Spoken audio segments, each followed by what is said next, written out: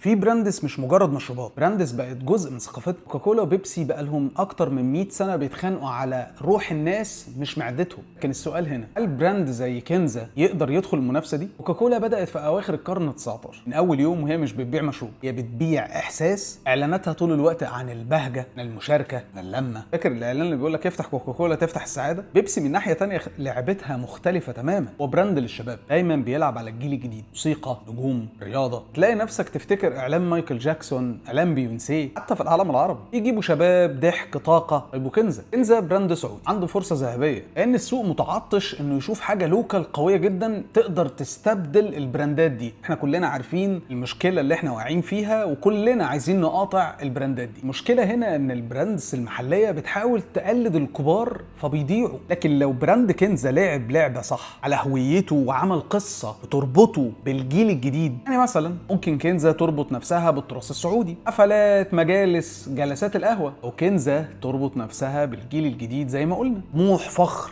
علم. الاهم من كل ده انه يلاقي صوت خاص بيه هو، مش يبقى كوكاكولا او يبقى بيبسي، انه يبقى براند سعودي وقادر يعرفنا انه سعودي. وده اللي احنا هنقدر نشوفه ان هو ما قدرش ينفذه في الباكجينج بتاعه. لو قدر يغير نفسه مش هيبقى منافس صغير، ممكن يبقى البديل، لان الناس بتحب تشوف حاجه بتعبر عنها وعلى هويتها واصالتها. الخلاصه ان كوكاكولا باعت السعاده، وبيبسي باعت للشباب ان هي جنبهم. كان كنزا قدامها فرصه ان هي تبيع حاجه تمثل اصالتها وتمثل السوق اللي هي طلعت فيه. البراند اللي بيبيع هويه بيعيش لاجيال. ده الدرس اللي كل براند محلي لازم يبقى فاهمه. النجاح مش انك تقلد الكبير، النجاح انك تخلق مكانه محدش يقدر ياخدها منك.